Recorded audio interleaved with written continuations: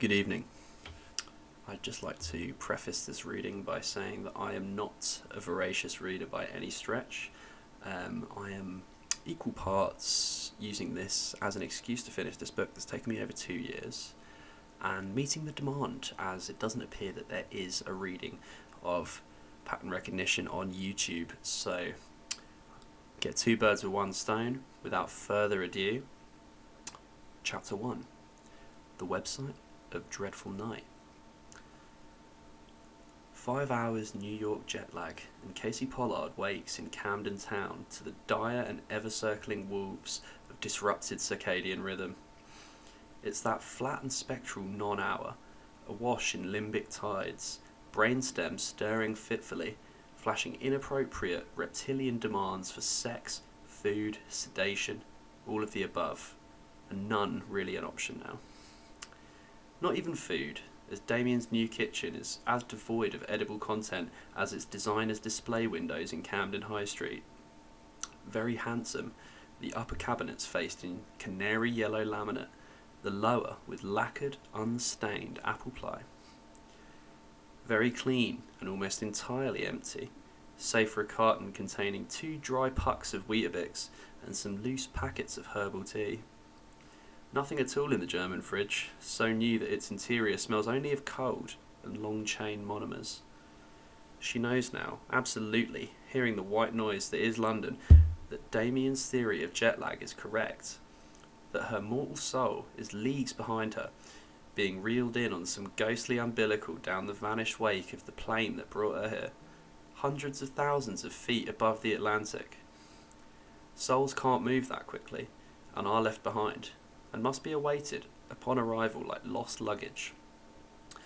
She wonders if this gets gradually worse with age, the nameless hour deeper, more null, its affect at once stranger and less interesting. Numb here in the semi-dark, in Damien's bedroom, beneath a silvery thing the colour of oven mitts, probably never intended by its makers to actually be slept under, she'd been too tired to find a blanket. The sheets between her skin and the weight of this industrial coverlet are silky, some luxurious thread count, and they smell faintly of, she guesses, Damien. Not badly, though. Actually, it's not unpleasant. Any physical linkage to a fellow mammal seems a plus at this point. Damien is a friend. Their boy-girl Lego doesn't click, he would say. Damien is 30, Casey 2 years older. But there is some carefully insulated module of immaturity in him, some shy and stubborn thing that frightened the money people. Both have been very good at what they've done, neither seeming to have the least idea of why. Google Damien and you'll find a director of music videos and commercials. Google Casey and you'll find Cool Hunter. And if you look closely you may see it suggested that she is a sensitive of some kind, a douser in the world of global marketing. Though the truth, Damien would say, is closer to allergy, a morbid and sometimes violent reactivity to the semiotics of the marketplace. Damien's in Russia now, avoiding renovation and claiming to be shooting a documentary. Whatever faintly lived-in feel the place now has, Casey knows is the work of a production assistant.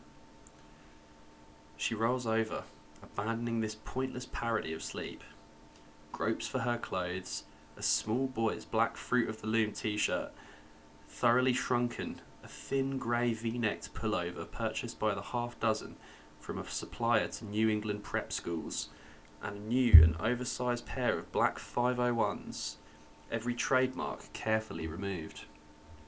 Even the buttons on these have been ground flat, featureless, by a puzzled Korean locksmith in the village a week ago. The switch on Damien's Italian floor lamp feels alien, different click, designed to hold back a different voltage, foreign British electricity. Standing now, stepping into her jeans, she straightens, shivering. Mirror world. The plugs on appliances are huge, triple-pronged, for a species of current that only powers electric chairs in America. Cars are reversed, left to right. Inside, telephone handsets have a different weight, a different balance. The covers of paperbacks look like Australian money. Pupils contracted painfully against sun-bright halogen, she squints into an actual mirror, canted against a grey wall, a waiting hanging, wherein she sees a black-legged, disjointed puppet, sleep hair poking up like a toilet brush. She grimaces at it, thinking for some reason of a boyfriend who'd insisted on comparing her to Helmut Newton's nude portrait of Jane Birkin. In the kitchen, she runs tap water through a German filter into an electric Italian kettle. Fiddles with switches, one on the kettle, one on the socket. Blankly surveys the canary expanse of laminated cabinetry while it boils. Bag of some imported Californian tea substitute in a large white mug, pouring boiling water. In the flat's main room, she finds that Damien's faithful cube is on, but sleeping. The nightlight glow of its static switches pulsing gently. Damien's ambivalence towards design showing here. He won't allow decorators through the door unless they basically agree to not do that which they do. Yet he holds onto this Mac for the way you can turn it upside down and remove its innards with a magic little aluminium handle. Like the sex of one of the robot girls in his video, now she thinks of it. She seats herself in his high-backed workstation chair and clicks a transparent mouse. Stutter of infrared on the pale wood of the long trestle table. The browser comes up. She types, fetish footage forum, which Damien, determined to avoid contamination, will never bookmark. The front page opens, familiar as a friend's living room. A frame grab from number 48 serves as backdrop, dim and almost monochrome, no characters in view. This is one of the sequences that generate comparisons with Tarkovsky. She only knows Tarkovsky from stills, really, though she did once fall asleep during a screening of The Stalker. Going under on an endless pan, the camera aims straight down in close-up, but a puddle on a ruined mosaic floor. But she's not one of those who think that much will be gained by analysis of the maker's imagined influences. The cult of the footage is rife with subcultures, claiming every possible influence. Truffaut, Peckinpah, the Peckinpah people, among the least likely, are still waiting for the guns to be drawn. She enters the forum itself now, automatically scanning titles of the posts and names of posters in the newer threads, looking for friends, enemies, news. One thing's clear though, no new footage has surfaced. Nothing since that beach pan. She does not subscribe to the theory that it is Cannes in winter. French footage heads have been unable to match it, in spite of countless hours recording pans across approximately similar scenery. She also sees that her friend Parker Boy is back in Chicago, home from an Amtrak vacation, California, but when she opens his post, she sees that he's only saying hello, literally. She clicks respond, declares herself KCP. Hi Parker Boy. .nt. When she returns to the forum page, her post is there. It's a way now, approximately, of being at home. The forum has become one of the most consistent places in her life, like a familiar cafe that exists somehow outside of geography and beyond time zones. There are perhaps 20 regular posters on FFF, and some much larger and uncounted number of lurkers. And right now, there are 3 people in chat, but there's no way of knowing exactly who until you are in there. In the chat room she finds not so comforting. It's strange even with friends, like sitting in a pitch dark cellar, conversing with people at a distance of about 15 feet. The hectic speed and the brevity of the lines in the thread, plus the feeling that everyone's talking at once at counter purposes, deter her. The cube sighs softly and makes subliminal sounds with its drive, like a vintage sports car downshifting on a distant freeway. She tries a sip of tea substitute, and it's still too hot. A grey and indeterminate light is starting to suffuse the room in which she sits, revealing such Damianiana as he has survived the most recent remake. Partially disassembled robots are propped against one wall, 2 of them torsos and heads like elfin, decidedly female crash test dummies. These are effects units from one of Damien's videos, and she wonders, given her mood, why she finds them so comforting. Probably because they're genuinely beautiful, she decides. Optimistic expressions of the feminine, no sci-fi kitsch for Damien. Dreamlike things in the dawn half-light, their small breasts gleaming, white plastic shining faint as old marble. Personally fetishistic though. She knows he'd had them modelled from a body cast of his last girlfriend -2. Hotmail downloads 4 messages, none of which she feels like opening. Her mother, 3 spam. The penis enlarger is still after her, twice, and increased your breast size dramatically. Delete spam. Sips the tea substitute. Watches the grey light becoming more like day. Eventually, she goes into Damien's newly renovated bathroom. Feels she could shower down in it prior to visiting a sterile NASA probe, or step out of some Chernobyl scenario to have her lead suit removed by rubber-gowned Soviet technicians, who'd then scrub her with long-handled brushes. The fixtures in the shower can be adjusted with elbows, preserving the sterility of scrubbed hands.